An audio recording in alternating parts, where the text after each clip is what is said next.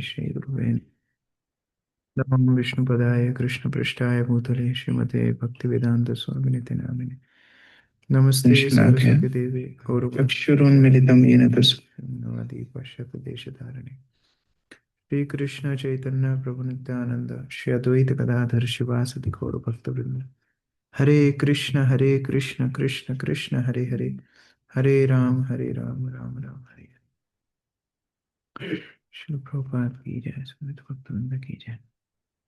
श्रीमद् भागवतम के दशम स्कंद अध्याय 4 से हम लोग पाठ कर रहे हैं, लगभग अंतिम इसका भाग, जहाँ पर कंस के मंत्रीगण कंस को उपदेश या सलाह दे रहे हैं, जिसमें बता रहे हैं कि किस तरह भगवान विष्णु ही सारे देवताओं के जड़ हैं और भगवान विष्णु रहते हैं जहाँ धार्मिक सिद्धांत, संस्कृति, वेद, गाय, ब्राह्मण, तपस्या, दान इत्यादि क्रियाएं होती हैं।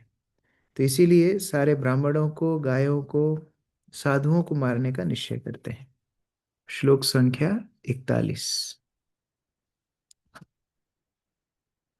विप्रगावश्च वेदाश्च तपा सत्यम दमः क्षमा श्रद्धा दया तितिक्षा च कृतवश्च हरेस्तनु। रघुवीर प्रभु। हरे कृष्ण प्रभु जी। ब्राह्मण, गौए, वैदिक ज्ञान, तपस्या, सत्य, मन तथा इंद्रियों का संयम, श्रद्धा, दया, सहिष्णुता तथा यज्ञ, ये भगवान श्री विष्णु के शरीर के विविध अंग है और दैवी सभ्यता के ये ही 7 सामान है।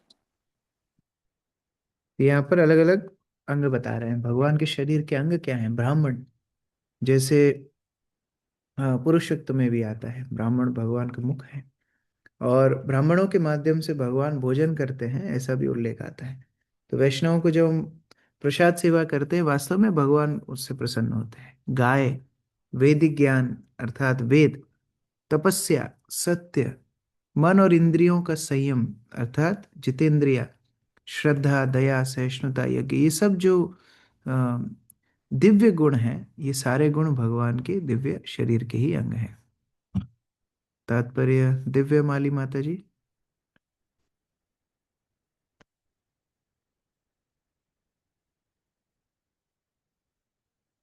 ठीक है, पूजा परमार माता जी।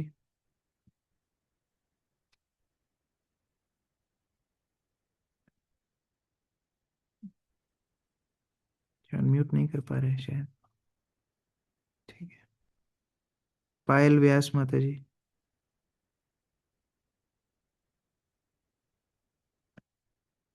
सुमित्रा माता जी। भगवान को नमस्कार करते समय हम कहते हैं, नमो ब्राह्मण्य देवाय गो ब्राह्मण हिताय च जगत हिताय कृष्णाय गोविंदाय नमो नमः। जब कृष्ण सामाजिक व्यवस्था में वास्तविक पूर्णता स्थापित करने आते हैं तो वे गोवों तथा ब्राह्मणों को अपना संरक्षण प्रदान करते हैं। गौ ब्राह्मण हिताय च, यह उनकी पहली अभिरुचि रहती है, क्योंकि ब्राह्मणों तथा गोवों की सुरक्षा के बिना मानव सभ्यता असंभव है और सुखी शांति जीवन का प्रश्न ही नहीं उठता। इसलिए असुरगण सदा ब्राह्मणों तथा गोवों का वध करने की ताक में रहते हैं। विशेष रूप से इस कलयुग में गोवों विश्व भर में मारी जा रही हैं और जो ही ब्रह्मी सभ्यता को स्थापित करने के लिए आंदोलन होता है, त्यों ही आम जनता से विद्रोह करा दिया जाता है। वे कृष्ण भावनामृत आंदोलन को एक तरह की दिमागी धुलाई मानते हैं। ऐसे ईर्ष्यालु लोग ईश्वर विहीन सभ्यता से किस तरह सुखी हो सकते हैं? भगवान ऐसे लोगों को जन्म जन्मांतर अंधकार में रखकर दंड देते हैं और उन्हें निम्न से निम्नतर नरक के जीवन में धकेल देते हैं। कृष्ण भावनामृत आंदोलन में ब्रह्म ही सभ्यता का शुभारंभ किया है, किंतु विशेष रूप से सब पाश्चात्य देशों में इसका सूत्रपात हो रहा है। तो असुरगण अनेक प्रकार से इसे रोकने के प्रयास कर रहे हैं। इतने पर भी मानव समाज लाभ के लिए हमें इस आंदोलन को सहिष्णुता पूर्वक आगे बढ़ाना चाहिए। हरे कृष्ण प्रभु जी, प्रणाम। तो ये नई बात नहीं है। कंस के समय पर भी गो ब्राह्मणों की संस्कृति को खत्म करना अर्थात भगवान के प्रचार को बंद करना, इसके लिए खूब प्रयास होंगे। अभी भी प्रभुपाद बोल रहे हैं, अभी भी बहुत प्रयास होंगे। प्रचारक को क्या करना होगा? सहिष्णुता रखनी होगी।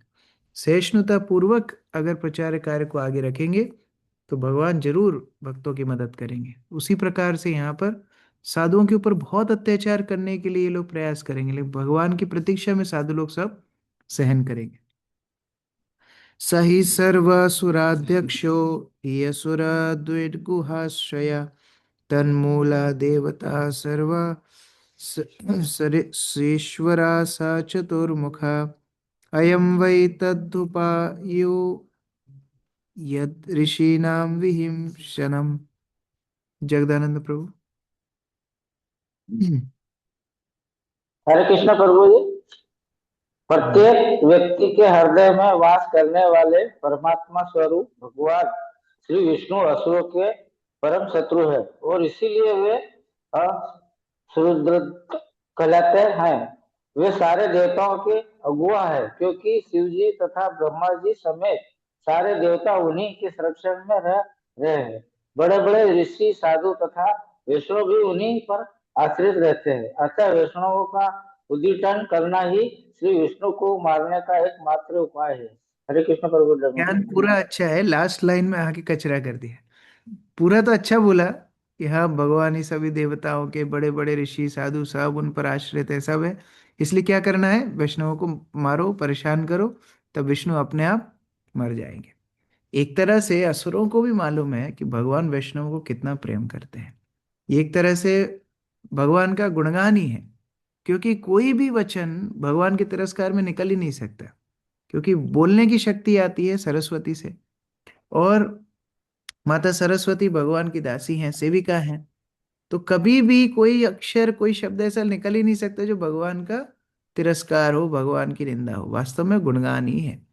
इसलिए हम लोग बोलते भी हैं, अगर कोई वैष्णव की निंदा करता है, वैष्णव से ईर्ष्या करता है, वास्तव में ईर्ष्या करने का कारण क्या है? वैष्णव उनसे श्रेष्ठ है। नहीं तो ईर्ष्या कोई भिखारी से थोड़ी ईर्ष्या करता है, कोई पागल व्यक्ति से थोड़ी ईर्ष्या करता है। वैष्णव से ईर्ष्या है, क्योंकि वैष्णव उनसे महान है। उसी तरह यहाँ पर इतना गुणगान कर रहे हैं कि वैष्णवों को अगर कष्ट पहुंचेगा तो विष्णु अपने आप मर जाएंगे। मतलब भगवान कितने भक्त वत्सल हैं, कितना ज्यादा प्रेम अपने वैष्णव भक्तों से करते हैं। तात्पर्य अर्चना माता जी। विशेष रूप से देवता तथा वैष्णव जन भगवान श्री विष्णु के अंग हैं, क्योंकि वे उनकी आज्ञा का सदैव पालन करते हैं। ओम तद विष्णु परमम पदम सदा पश्यन्ति सूरया। कंस के असुर अनुयायियों ने सोचा कि यदि वैष्णव साधु पुरुषों तथा ऋषियों को सताया जाए तो श्री विष्णु का मूल शरीर सहज ही विनष्ट हो जाएगा। इस तरह उन्होंने वैष्णववाद का दमन करने का निश्चय किया। असुरगण नहीं चाहते कि वैष्णववाद फैले, इसलिए वे वैष्णवों को निरंतर सताते रहने के लिए प्रयत्नशील रहते हैं। वैष्णवजन एकमात्र भक्ति का प्रचार करते हैं। वे कर्मियों, ज्ञानियों तथा योगियों को किसी प्रकार का प्रोत्साहन नहीं देते, क्योंकि यदि कोई अपने आप को भवबंधन से छुड़ाना चाहता है तो अंततोगत्वा उसे वैष्णव बनना होगा। हमारा कृष्ण भावनामृत आंदोलन इसी ओर उन्मुख है, इसलिए असुरगण इसे दबाने में सदैव लगे रहते हैं। तो ये आसुरिक प्रवृत्तियां हर जीव के हृदय में भी हैं। असुर कोई बाहर नहीं है, असुर अंदर हमारे हृदय में ही है। हमारी प्रवृत्तियां हमको भक्ति करने से रोकती हैं। हमको लगता है नहीं अभी बहुत ज्यादा हो रहा है, इतना भक्ति नहीं करना चाहिए, तो ये आसुरिक प्रवृत्तियां हावी होने लगती है। उस समय पे भक्त को क्या करना है? निष्ठावान रहना है। हर भक्त की परीक्षा होती है, और वो परीक्षा में भक्त को केवल एक गुण, सहिष्णुता रखना होगा। हम लोग नए जनों को समझाते हैं, जब कोई पहला क्लास में आता है उसको क्या बताते हैं? भगवान है कि नहीं, does God exist, scientific reasons of God's existence. फिर सिखाते हैं आप कौन है, आत्मा है, आप शाश्वत है, आप मरेंगे नहीं। फिर 15 साल भक्ति में होने के बाद फिर वही क्वेश्चन आता है, अरे भगवान देख रहे हैं कि नहीं, मैं मेरे साथ जो हो रहा है देख रहे हैं कि नहीं? सहिष्णुता रखनी चाहिए। हम शाश्वत है, भगवान शाश्वत है, हमारा उनके साथ संबंध शाश्वत है। इसके अलावा बाकी दुनिया में कुछ शाश्वत नहीं है, बाकी सब टेम्पररी है। तत्कालीन परिस्थितियों से भक्तों कभी प्रभावित नहीं होना चाहिए। सहिष्णुता रख करके दृढ़ता से भक्ति के लिए भगवान से प्रार्थना करना चाहिए। प्रार्थनाओं में बहुत बल होता है। जब भक्त भगवान से भक्ति मांगते हैं, भगवान रास्ता निकालते हैं कि वो भक्ति में कैसे प्रगति कर सकते हैं। श्री शुक उवाच अच्छा, ये तात्पर्य हो गया था। एवं दुर्मंत्रिभिः कंस सह सम्मन्त्र्य दुर्मति ब्रह्महिंसां हितं मेने कालपाशावृतोऽसुर। अनीता साहू माता जी। सुखदेव गोस्वामी ने आगे कहा, इस प्रकार अपने बुरे मंत्रियों की सलाह पर विचार करके यमराज के नियमों से बंधा हुआ होने तथा असुर होने से बुद्धिहीन उस कंस ने सौभाग्य प्राप्त करने के उद्देश्य से साधु पुरुषों तथा ब्राह्मणों को सताने का निश्चय किया। हरे कृष्ण प्रभु जी, धन्यवाद प्रणाम। अभी चॉइस क्या की कंस ने? देवताओं का समझाना, माता दुर्गा का समझाना उसको निकृष्ट लगा, उसके दुष्ट मित्र मंत्रियों का समझाना उसको उत्कृष्ट लगा। तो समझना किसका है ये हमको देखना है। कभी बहुत मन व्यथित हो, हमको विचार करना चाहिए हम गुरुजनों से क्या सीखा है, हमने प्रभुपाद से क्या सीखा है, प्रभुपाद की पुस्तकों में क्या सीखा है। कभी रैंडमली कोई पुस्तक निकाल करके खोल के देखने का प्रयास करना चाहिए। मानो कोई कुछ रास्ता नहीं मिल रहा है, भगवत गीता उठाओ, ओपन करो, पढ़ना शुरू करो। वो पढ़ते जाएंगे, 1 पेज 2 पेज 3 पेज, आपको समाधान मिल जाएगा। उसी प्रकार से कंस ने किसका चुनाव किया? कंस ने चुनाव किया मंत्रियों का। साक्षात माता दुर्गा आके समझे। हम लोग बोलते हैं ना कई बार, ये भगवान समझाएंगे तो भी नहीं समझेंगे, ये कंस का हाल है। देववाणी समझाई नहीं समझे, आकर के माता दुर्गा समझाई नहीं समझी है। अभी किसकी बात मान रहे हैं? मंत्रियों की बात है। प्रभुपाद बहुत संगति के ऊपर बहुत सुंदर तात्पर्य दिए हैं। आरती माता जी। तात्पर्य श्री लोचन दास ठाकुर का गीत है, आपन कर्म भुंजाए समन कहिए लोचन दास। ईश्वर विहीन अभक्तगण ऋषियों तथा शास्त्रों से सदुपदेश ग्रहण करने के बदले मन माने ढंग से अपनी खुद की योजना के अनुसार कार्य करते, किंतु वास्तव में किसी की अपनी कोई योजना नहीं होती, क्योंकि सभी प्रकृति के नियमों से बंधे होने के कारण बद्ध जीवन की प्रवृत्ति के अनुसार कर्म करेंगे। अतः मनुष्य को अपना निर्णय बदल कर भगवान श्री कृष्ण तथा उनके भक्तों के निर्णय का पालन करना होगा, तभी वह यमराज के दंड से बच सकता है। कंस अनपढ़ नहीं था। वसुदेव तथा देवकी के साथ उसकी बातों से ऐसा लगता है कि वह प्रकृति के नियमों के बारे में सब जानता था, किंतु अपने बुरे मंत्रियों की संगति के कारण वह अपने कल्याण के विषय में कोई स्पष्ट निर्णय नहीं ले सका। इसलिए श्री चैतन्य चैतामृत में कहा गया है, साधु संग सर्व शास्त्र कहे, लव मात्र साधु संग सर्व सिद्धि है। यदि कोई अपना असली कल्याण चाहता है तो उसे चाहिए कि वह साधु पुरुषों तथा भक्तों की संगति करे और इस तरह अपने जीवन की भौतिक दशा को सुधारे। इस प्रकार कभी भी ये विचार नहीं करना चाहिए कि मेरे जीवन में मुझे किसी की प्रेरणा की आवश्यकता नहीं है। कभी ये सोचना नहीं चाहिए। अच्छी संगति हो तो हम लोग को हमेशा अच्छे विचार, अच्छे मार्गदर्शन को प्राप्त करेंगे। इसलिए साधु संग सारे शास्त्रों का निष्कर्ष है। अच्छी संगति, अच्छे भक्तों का सानिध्य, उनका मार्गदर्शन। संदिश्य साधु लोकस्य कदने कदन प्रियान कामरूपधरान दिक्षु दानवान गृहम आवश्यक। विशाल प्रभु पढ़िए। हरे कृष्ण। कृष्ण के अनुयायी ये राक्षसगण अन्यों को, विशेष रूप से वैष्णवों को सताने में दक्ष थे और इच्छानुसार कोई भी रूप धारण कर सकते थे। इन असुरों को सभी दिशाओं में जाकर साधु पुरुषों को सताने की अनुमति देकर कंस अपने महल के भीतर चला गया। हरे कृष्ण। तो किस में दक्ष थे? सताने में दक्ष थे, अपराध करने में दक्ष थे। तो ये सब दिशाओं में जाओ और ये सब साधुओं को परेशान करो, उनको मारो, ब्राह्मणों को खत्म करो, ये बोल के कंस अपने राज्य को चलाना चाह रहा है। ते वै राजा प्रकृतयस्तमसा मूढ़चेतसा सताम विद्वेषम अचरुर आराध आगत मृत्यव। प्रमोदानंद प्रभु जी। परीक्षा प्रभु चंद्रपुर। रजो तथा तमोगुण से पूरी तथा अपने हित या अहित को न जानते हुए उन असुरों ने, जिनकी मृत्यु उनके सिर पर नाच रही थी, साधु पुरुषों को सताना प्रारंभ कर दिया। परीक्षा। अब कोई सोच सकता है कि कितना आश्चर्य है, इतने बड़े कार्य के लिए अपने असुरिक मंत्रियों को, अनुचरों को कंस देख रहा है और खुद क्या कर रहा है? गृहम आवश्यक, घर में जा करके आराम कर रहे हैं। तो कई बार लोग ऐसा प्रश्न पूछते हैं कि देखो लोग कितना बुरा कर रहे हैं, उनके साथ तो कुछ होता नहीं है, हम लोग भक्ति करते हैं फिर हमको इतनी समस्याएं आती हैं। अभी आगे अगले श्लोक में बताएंगे उनके साथ क्या समस्या आती है। तात्पर्य हंसराज प्रभु। हरे कृष्णा प्रभु जी, धन्यवाद प्रणाम।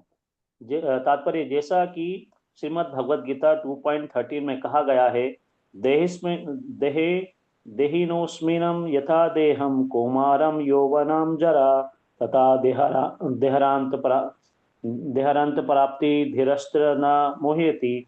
जिस प्रकार इस शरीर में देहधारी जीवात्मा बालपन से युवावस्था फिर वृद्धावस्था को प्राप्त करता है, उसी तरह मृत्यु के समय आत्मा दूसरे शरीर में चला जाता है। स्वरूप सिद्ध पुरुष ऐसे परिवर्तन से मोहित नहीं होता। रजो तथा तमोगुण से भरे गैर जिम्मेदार व्यक्ति मूर्खता से ऐसा काम करते रहते हैं जिन्हें नहीं किया जाना चाहिए। नूनम प्रमतम कुरुते विकर्म, किंतु ऐसे गैर जिम्मेदार कर्मों के फलों को भी जानने चाहिए, जैसा कि अगले श्लोक में कहा गया है। हरे कृष्ण प्रभु जी, धन्यवाद प्रणाम। तो तमोगुण रजोगुण के हावी होने पर ठीक है, कोई व्यक्ति पाप करे, कोई व्यक्ति इंद्रियों का भोग करे, पाप के लिए उसको अगले जन्म में कष्ट मिलेंगे। लेकिन साधुओं को परेशान करने लगे, साधुओं की हत्या करने लगे, अपराध करने लगे, फिर क्या होगा आगे बता रहे हैं। उसके जीवन में आयु श्रियम यशो धर्मम लोकानाशिष एव च हन्ति श्रेयांसि सर्वाणि पुंसो महत् अतिक्रम। रीना माता जी पढ़िए। हरे कृष्णा प्रभु जी। हे राजन, जब कोई व्यक्ति महापुरुषों को सताता है तो उसकी दीर्घायु, सौंदर्य, यश, धर्म, आशीर्वाद तथा उच्च लोकों को जाने के सारे वर विनष्ट हो जाते हैं। इस प्रकार श्रीमद् भागवत के 10वें स्कंद के अंतर्गत राजा कंस के अत्याचार नामक चौथे अध्याय के भक्ति वेदांत तात्पर्य पूर्ण हुए। बहुत विशेष श्लोक है ये श्लोक, भक्त लोग मार्क करके भी रख सकते हैं। आयु खत्म हो जाती है। श्रियम अर्थात सारी सुंदरता खत्म हो जाती है। यशो उनका यश खराब होता है। धर्मम सारा पुरुषार्थ खत्म होता है। लोकान उच्च लोकों में यदि जा भी रहे होंगे तो संभावना खत्म हो जाएगी। आशीष जितने आशीर्वाद अभी तक मिले हैं वो सब आशीष खत्म हो जाएंगे। कब? हंति श्रेयांसी सर्वाणी, अगर ये तो बता रहे हैं हंति मतलब खत्म हो जाएंगे, जितने भी श्रेय करे है कर्म है अर्थात सुकृति कर्म है सब खत्म हो जाएंगे। पुंसो महद अतिक्रम, अतिक्रम मतलब मर्यादा व्यतिक्रम। अपराध भी नहीं बोला है यहाँ पर, तो केवल मर्यादा व्यतिक्रमण करने से, महापुरुषों के विरुद्ध जाने से आयु, श्रेय, यश, धर्म, लोक, आशीष और जितने भी श्रेय हैं, जितने भी वरदान उसको पहले मिले हैं, जितने भी पुण्य हैं, जितने भी सुकृति है, सब खत्म हो जाएंगे। हंति विनष्ट हो जाएंगे। अगर किसी महत अतिक्रम भी कर दिया, मर्यादा व्यतिक्रम भी कर दिया, ऐसे वैष्णवों को मर्यादा व्यतिक्रम कर फिर अपराध करना और उनको मारना, या तो बता पीड़ित कर रहे हैं, तो फिर उनका क्या होगा? उनको स्वयं भगवान आकर के वध करेंगे। अध्याय 5 नंद महाराज तथा वसुदेव की भेंट। अमित प्रभु पढ़िए। हरे कृष्ण प्रभु जी, धन्यवाद प्रणाम। इस अध्याय में बतलाया गया है कि नंद महाराज ने अपने नवजात शिशु का जन्मोत्सव बड़े ही धूमधाम के साथ मनाया। इसके बाद वे कंस को कर देने गए तथा अपने घनिष्ठ मित्र वसुदेव से मिले। श्री कृष्ण जन्म से सारे वृंदावन में सर्वत्र अत्यधिक उल्लास था। हर व्यक्ति खुशी से फूला नहीं समा रहा था। इसलिए ब्रजराज महाराज नंद ने इस शिशु का जन्मोत्सव मनाना चाहा और उन्होंने इसे मनाया भी। इस महोत्सव में उन्होंने उपस्थित लोगों को मुंह मांगी भेंट दी। उत्सव के बाद नंद महाराज ग्वालों के ऊपर गोकुल की रक्षा का भार सौंपकर कंस को कर चुकाने के लिए स्वयं मथुरा गए। मथुरा में नंद महाराज की भेंट वसुदेव से हुई। वे दोनों भाई भाई थे। वसुदेव ने नंद महाराज के भाग्य की सराहना की, क्योंकि उन्हें ज्ञात था कि भगवान श्री कृष्ण ने नंद महाराज को अपना पिता मान लिया है। जब वसुदेव ने शिशु की कुशलता के विषय में नंद महाराज से पूछा तो उन्होंने वृंदावन के विषय में सारी बातें बतलाई।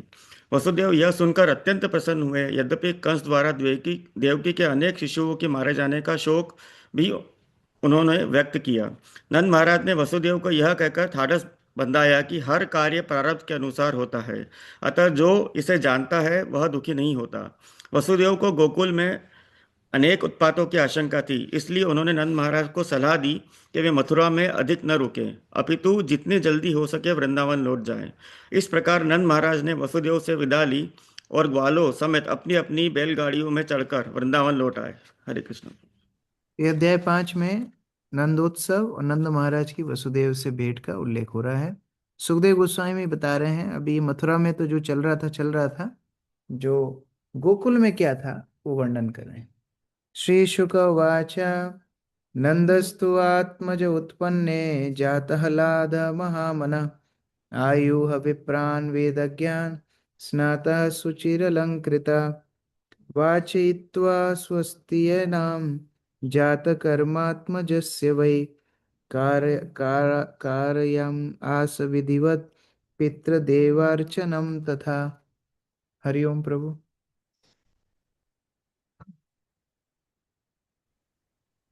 श्री सुखदेव गोस्वामी ने कहा, नंद महाराज स्वभाव से अत्यंत उदार थे, अतः जब भगवान श्री कृष्ण उनके पुत्र रूप में प्रकट हुए तो वे हर्ष के मारे फूले नहीं समाये। अतएव स्नान द्वारा अपने आप को शुद्ध करके तथा समुचित ढंग से वस्त्र धारण करके उन्होंने वैदिक मंत्रों का पाठ करने वाले ब्राह्मणों को बुलावा भेजा। जब ये योग्य ब्राह्मण शुभ वैदिक स्त्रोतों का पाठ कर चुके तो नंद ने अपने नवजात शिशु के जात कर्म को विधिवत संपन्न किए जाने की व्यवस्था की। उन्होंने देवताओं तथा पूर्वजों की पूजा का भी प्रबंध किया। हरे कृष्ण। इस प्रकार यहाँ पर वर्णन हो रहा है कि नंद महाराज ने अपने आत्मज, अपने पुत्र का उत्सव कैसे मनाया। और जात आह्लाद, आह्लाद मतलब आनंद, इसलिए लोग गाते हैं नंद के घर में आनंद हुआ। आनंद भी सुखदेव गोस्वामी स्वयं बोले हैं, जात आह्लाद, स्वयं आह्लाद अर्थात आनंद रूप में भगवान जन्म लेते हैं। तो किस प्रकार उनका जात संस्कार इत्यादि होता है वो वर्णन कर रहे हैं। तात्पर्य अकिंचन प्रभु। तात्पर्य श्रील विश्वनाथ चक्रवर्ती ठाकुर ने नंदस्तु शब्दों के महत्व की व्याख्या की है। उनका कहना है कि तू शब्द वाक्य की पूर्ति के लिए नहीं आया, क्योंकि यह वाक्य तू शब्द के बिना भी पूर्ण है।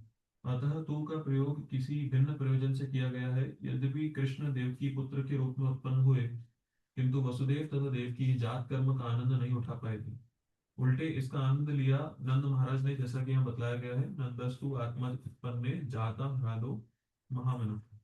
जब नंद महाराज वसुदेव से मिले तो वसुदेव ने यह प्रकट नहीं किया कि तुम्हारा पुत्र कृष्ण तो वास्तव में मेरा पुत्र है, तुम तो आध्यात्मिक रूप से उसके पिता हो। कंस के भय के कारण वसुदेव कृष्ण का जात कर्म नहीं मना सके, किंतु नंद महाराज ने इस अवसर का पूरा पूरा लाभ उठाया। जात कर्म नवजात शिशु के नाल काटते समय का उत्सव है, किंतु कृष्ण को तो नंद महाराज के घर ले जाया गया था, अतएव इसके लिए वहां कहाँ अवसर था। इस प्रसंग में विश्वनाथ चक्रवर्ती ठाकुर उन अनेक शास्त्रों के प्रमाणों से सिद्ध करना चाहते हैं कि कृष्ण ने यशोदा की कोख से योग माया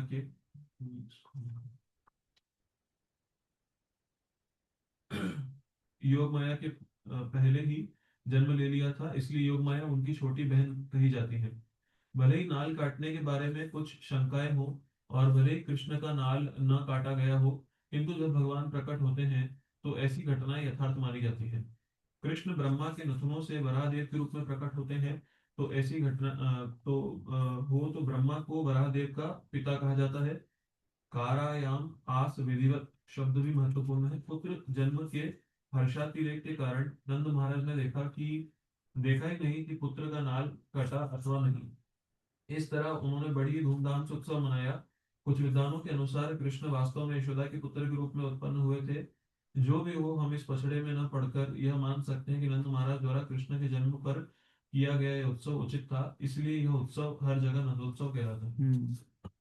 तो जात संस्कार किया, अर्थात यहाँ पर बोले नंदस्तु आत्मज उत्पन्ने।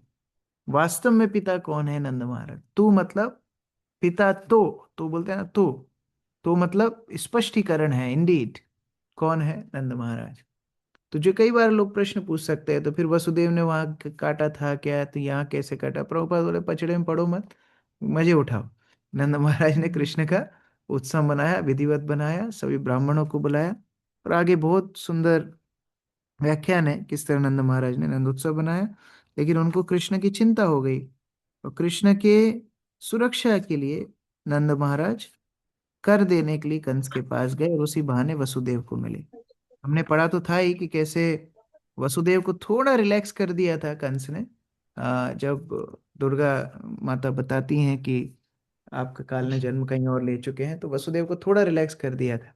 तो इसलिए, नहीं तो काराग पहले जैसे कारागृह में होते 7 द्वार के अंदर, तो नंद महाराज मिल ही नहीं पाते। तो रिलैक्स करने के बाद वो नंद महाराज उनसे मिलेंगे, वसुदेव और उनके चर्चा हो। हरे कृष्ण। किसी का कोई प्रश्न है?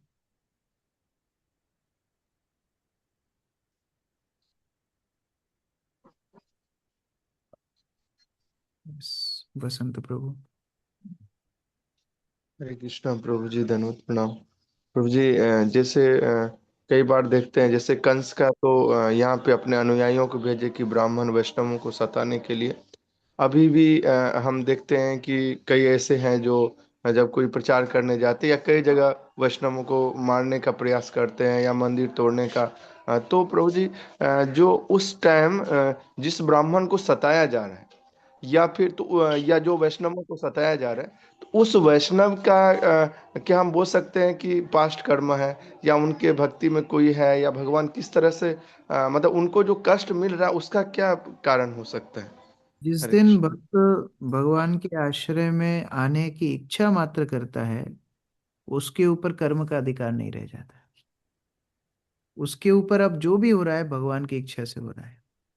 अगर जीवन में कष्ट आ भी रहा है, भगवान भक्तों को शिक्षा देना चाहते हैं। अभी हम जो चर्चा कर रहे थे, केवल 3 चीजें शाश्वत हैं: भगवान, भक्त और भक्ति, उनके बीच का संबंध, बस। और कुछ शाश्वत नहीं है।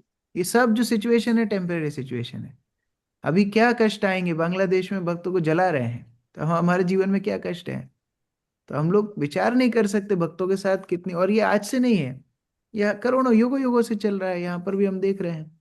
लेकिन हम लोग को ये समझना है, भगवान भगवान भक्तों को कुछ ना कुछ सिखाना चाह रहे हैं, उसके आश्रय को और प्रगाढ़ करना चाह रहे हैं। गुरु महाराज उदाहरण देते थे कि जैसे बच्चे को कभी माँ हवा में उछालती है, पिताजी हवा में उछालते, बच्चा हंसता है कि उसको पता है पिताजी हवा में उछाल रहे हैं, लेकिन पकड़ेंगे भी पिताजी।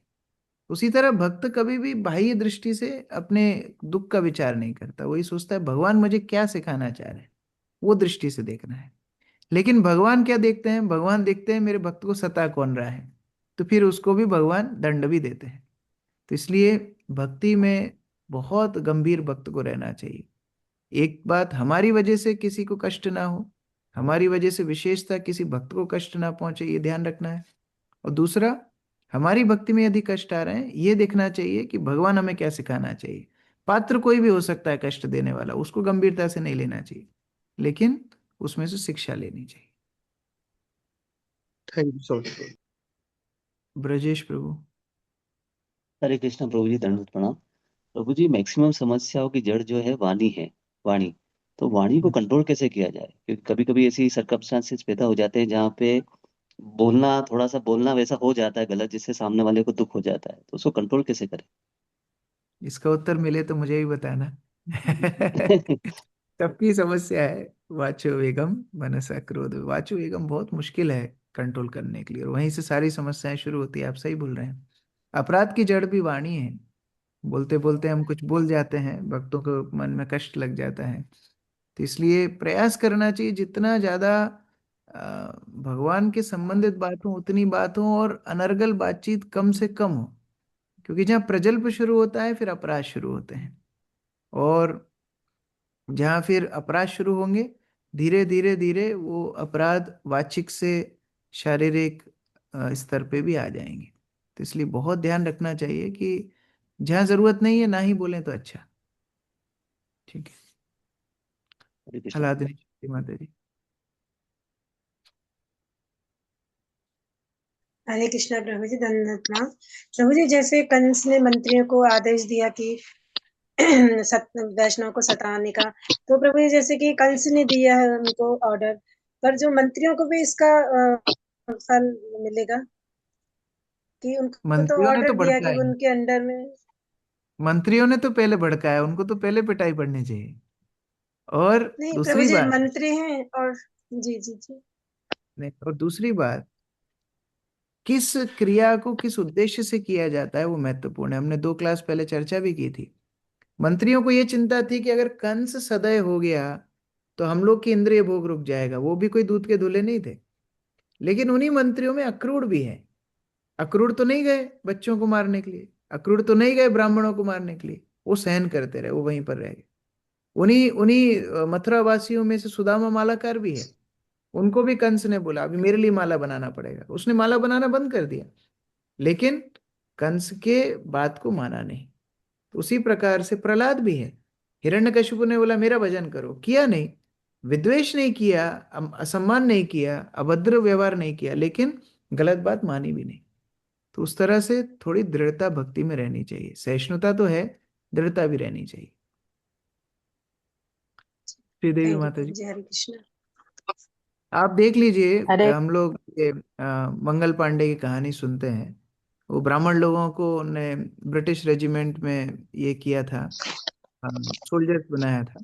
तो जानबूझ के वो गाय की चर्बी का वो कारतूस बनाया था। तो उन लोगों ने अपनी जाति की रक्षा के लिए ब्रिटिश से आंदोलन कर दिया। तो वैष्णवों को कितना दृढ़वान होना चाहिए। नहीं नहीं, कंस बोल रहा है तो मार देते हैं, 4-5 साधुओं को मारने में क्या दिक्कत है, हमारी सैलरी चलती रहेगी। इस तरह व्यवहार करेंगे तो हम भी तो राक्षस ही हुए। तो ये विचार हमको भी करना चाहिए, किसको हम फॉलो कर रहे हैं, क्या बात वो बोल रहे हैं, हमको कितना मानना है, ये विवेक हर व्यक्ति के अंदर होना चाहिए। यस, देवी माता जी। हरे कृष्णा प्रभु जी। प्रभु जी कल एकादशी और परसों वरा द्वादशी है, तो हम लोग फास्ट ब्रेक करेंगे तो कैसे करेंगे, क्योंकि उसमें भी तो हमें आफ्टरनून तक करना पड़ेगा फास्टिंग। जब भी ऐसा होता है, द्वादशी के दिन जब भी कोई आचार्य का तिरुभाव आविर्भाव या भगवान का आविर्भाव तिथि होती है, तो एकादशी के दिन ही उसकी फास्टिंग हो जाती है। तो जैसे कल एकादशी है, कल 12 बजे तक ही हम जो फास्टिंग करेंगे वो वरादेव के उद्देश्य से करेंगे। और वरा द्वादशी के दिन हम लोग फीस्ट करते हैं, उस दिन फिर फास्टिंग अलग से नहीं होती। फिर नित्यानंद त्रयोदशी के दिन फास्टिंग करेंगे 12 बजे तक। फिर नित्यानंद त्रयोदशी अभिषेक के बाद फिर हम फीस्ट करेंगे। तो हम ऐसे ही करते रहेंगे, फास्टिंग करेंगे फिर फीस्टिंग करेंगे। कंटिन्यूअस फास्टिंग भी नहीं, कंटिन्यूअस फीस्टिंग भी नहीं। ठीक है। ठीक। तो जब भी ऐसा कंफ्यूजन होता है, जैसे वामन द्वादशी आती है तो एकादशी के दिन ही उसकी फास्टिंग हो जाती है। वरा द्वादशी आती है, एकादशी के दिन ही उसकी फास्टिंग हो जाती है। अगले तो दिन वो हम, जो हम पारण का टाइम रहेगा उसी टाइम पे हम पारण कर सकते हैं, हाँ मतलब। हाँ हाँ, अलग से फास्टिंग ठीक। करने की हरे। जरूरत। विनोद प्रभु। प्रभु जी दंड प्रणाम। प्रभु जी, जीव जब मृत्यु को प्राप्त होता है और जन्म लेता है, इसके बीच में क्या घटना होती है उसके साथ में? तीसरे स्कंद में आप पढ़ लीजिए, उसमें बताया है किस तरह यमदूत लेकर के जाते हैं, मारते हैं, पीटते हैं, यमराज के सामने उसको प्रस्तुत करते हैं, फिर यमराज निर्णय करते हैं, उसके अनुसार उसको स्वर्ग या पहले तो पिटाई कर देते हैं वो, कि तुम हो क्यों अभी तक यहाँ। तो पहले यमराज के पास ले जाने के पहले अपने हाथ से, जैसे पुलिस वाले भी किसी को पकड़ते हैं ना, उनको शक होता है ना, पहले ही मार लेते हैं। फिर जज बाद में जजमेंट सुनाएगा, निर्दोष है दोषी है जो भी है, हमारी पकड़ में आया मतलब कुछ तो हमको करना चाहिए, वो पहले मार लेते हैं। उसी तरह यमदूत पहले पिटाई कर देते हैं, फिर यमराज निर्णय करते हैं कहाँ जाना है इनको, स्वर्ग में जाना है, नरक में अरे जाना है, हाँ जा योनि में जाना है, हाँ। क्या नहीं। ये टाइम लगता है, ये सब प्रक्रिया में थोड़ा टाइम लगता है। और टाइम प्रभु कितना जी लगता है, अगर जितना जितना शरीर की आसक्ति है उतना टाइम लगता है। भक्ति रसामृत सिंधु में बताया है, ब्राह्मण के लिए कितना बताया है, ब्राह्मण के लिए शायद 10 दिन, 10 दिन। शायद जी। 11 दिन, फिर क्षत्रिय के लिए 11 दिन, वैश्य के लिए 13 दिन, और शूद्र के लिए शायद 1 महीना, ऐसा कुछ बताया है। मतलब क्या है, जितना जो निम्न स्तर पे है ना, उसका शारीरिक चेतना उतना ज्यादा है। तो जितना शारीरिक चेतना ज्यादा होगी उतना ज्यादा उसको समय लगेगा, उस तरह। और प्रभु जी कृष्ण भक्त है तो? तुरंत भगवत धाम जाता है, वो तो जीते जी मुक्त है। उसको मरने के लिए जी। क्या, उसको मरने के लिए क्या प्रतीक्षा करना है, वो तो अभी भी भगवत धाम में ही है। जी तो जैसे शरीर छूटेगा, जैसे ध्रुव महाराज गए, हम लोग पढ़े ना जी। चौथे स्कंद, अजामिल का भी पढ़े, विमान जी। आया उसमें विराज भी भगवत धाम चले गए, उनको यमराज का दर्शन नहीं करना पड़ता। जी। अंकित थैंक यू प्रभु। प्रभु, थैंक यू। तो जैसे शब्दावली का हम लोग कैसे परसीव कर सकते हैं गौरी वैष्णविज्म में? थोड़ा हाई टॉपिक है, ठीक है, बाद में कभी चर्चा करें। रोहित प्रभु। हाँ हरे कृष्णा प्रभु जी, लास्ट चैप्टर में उनके जैसे कंस को गलत सलाह मंत्रियों की सलाह से और यमराज के नियमों से बंधा हुआ था, तो यमराज के नियमों से कैसे बंधा हुआ था, तो उन्होंने ये निर्णय लिया था कि वैष्णव साधुओं को हत्या करना चाहिए। ये यमराज के नियमों से तो सभी लोग बंधे हुए हैं, लेकिन इसका मतलब ये है मृत्यु का उसको भय था, और अपनी रक्षा के लिए उसने गलत सलाह भी मान ली। और क्या प्रयास कर लिया, मैं भगवान को मार दूंगा, तो भगवान को मार दूंगा तो मैं अमर हो जाऊंगा। अभी ये मूर्खता नहीं है तो क्या है?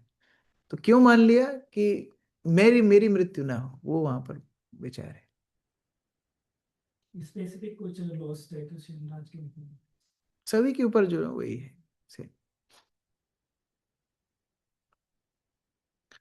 ठीक है, गौरी शंकर प्रभु, क्या प्रश्न? प्रभु धन्यवाद। प्रभु जी 31 तारीख को कार्यक्रम में अगर आते हैं तो प्रभु जी व्यवस्था रुकने की हो जाएगी क्या वहाँ पर? हाँ ठीक है, आप भक्तों को पूछ लेना, मैं नहीं रहूंगा, आप लोग दक्ष शंकर शंकर को पूछ लेना। हाँ, अरे दीप प्रिया रोहिणी माता जी। हरे कृष्णा प्रभु जी, दंडवत प्रणाम। प्रभु जी, घर में भी कभी कभी ऐसे हो जाता है कि किसी की इच्छा नहीं होती और वो अपन मजबूर होते हैं तो ठाकुर जी की सेवा के लिए बोलते हैं, तो वो अपने मुंह पे ही बोलते हैं कि नहीं मेरी इच्छा नहीं, तुझे करना तो कर। फिर भी हम उनसे जबरदस्ती करवाते तो अपराध की श्रेणी में आएगा क्या प्रभु जी? देखो, जो नहीं करना चाह रहा है उसकी ईर्ष्या को और बढ़ाना नहीं चाहिए। जो खुद नहीं करना चाह रहा है ना, जबरदस्ती हमको उनको नहीं कराना चाहिए। भक्ति प्रेरणा का पथ है, हम प्रेरणा दे सकते हैं, हम भक्ति के लिए सहायता दे सकते हैं, हम भक्ति के लिए उपदेश दे सकते हैं, फैसिलिटेट कर सकते हैं। उसके बाद भी कोई व्यक्ति शत्रुता कर ले, उसके बाद भी कोई व्यक्ति भक्ति ना करना चाहे, तो फिर उसको हम लोग जबरदस्ती नहीं कर सकते। आप भक्ति कीजिए, अपना नाम जप कीजिए, भगवान सब समाधान करेंगे, लेकिन हम किसी को जबरदस्ती भक्ति नहीं करा सकते। ठीक है प्रभु जी, हरे कृष्ण। तो हम प्रभु लास्ट क्वेश्चन। हरे कृष्णा प्रभु जी। प्रभु जी, मैं ये पूछना चाहता हूँ कि जैसे ये भक्ति अपने नसीब में लिखी होती है या प्रभु की कृपा से भक्ति मिलती है हमें? जैसे कि मेरी उम्र 35 साल हो गई, मुझे अब जाके मालूम पड़ा कि भक्ति अपने को करना चाहिए और भक्ति में कितना आनंद आता है। जैसे माला करने में बहुत आनंद आ रहा है, और आप जैसे भक्तों से जुड़े हैं तो बहुत अच्छा लग रहा था। ये पहले कैसे, मतलब ये नसीब में मेरे लिखा था कि 35 साल बाद आपको हमारे ऐसा हमारे सुनने नसीब मिलेगा? में हमारे नसीब में केवल हमारे बुरे कर्म लिखे हैं। लेकिन हम भक्ति में कैसे आ गए? आप जो दूसरी बात बोले हैं, भगवान की कृपा। और भगवान की कृपा मतलब क्या है? भक्तों का सानिध्य। भक्तों का सानिध्य जब हमको मिल जाता है, जीवात्मा को जब भक्तों का सानिध्य मिल जाता है, उस दिन से उसका भाग्य उदित हो जाता है। हमारा नसीब तो खराब ही है, हमारे ऐसे कोई कर्म नहीं थे जिसके कारण हम भक्ति जीवन में आए, लेकिन भक्तों की कृपा हमारे ऊपर हो गई, और उस कृपा को बोला जाता है अहेतु की। अहेतु की कृपा मतलब उसका हेतु नहीं है, उसका कोई कारण नहीं है। और इसलिए हम लोग इतने कृतज्ञ रहते हैं गुरु वैष्णवों के लिए। देखिए, बाहर लोग बॉन्ड साइन करते हैं ना, किसका बॉन्ड था तोड़ के आया है? कौन का बॉन्ड था? आपका नहीं था, कोई का बॉन्ड मुझे बता रहे थे, प्रभु जी इतने साल का बॉन्ड है, बॉन्ड तोड़ दिया, इतने पैसे भरने पड़े कंपनी में। तो बाहर की कंपनी बॉन्ड करवाती है, क्यों? हम आपको ट्रेनिंग दे रहे हैं ना, तो आपको ट्रेनिंग देने के लिए आप हमारे कृतज्ञ हो, तो इतने साल आपको हमारी नौकरी करनी पड़ेगी। मेडिकल में भी ऐसा होता है, आपको बॉन्ड होता है, आपने कहीं ट्रेनिंग ली है ना किसी के अंडर, उनके साथ आपको 3-4 साल असिस्टेंट जैसे काम करना पड़ेगा। आप बीच में अगर छोड़ोगे, आपने जितना सैलरी अभी तक लिया है वो पूरा भर के आपको निकलना है, नहीं तो आपको आप इलीगल आपके ऊपर एक्शन हो सकता है। ये बॉन्ड होता है।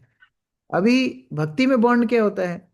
हम गुरु को बोलते हैं, हम तो अंधे थे, चक्षु आपने दिए, तो जन्मे जन्मे प्रभु से हम जन्म जन्म का बॉन्ड साइन करते हैं, क्योंकि हमारा कोई नसीब था ही नहीं, कोई हमारा भाग्य था ही नहीं, उन्होंने हमारा भाग्य बना दिया, तो हम कौन सा बॉन्ड साइन करते हैं? जन्मे जन्मे प्रभु से। अब ये बॉन्ड कैसे तोड़ोगे?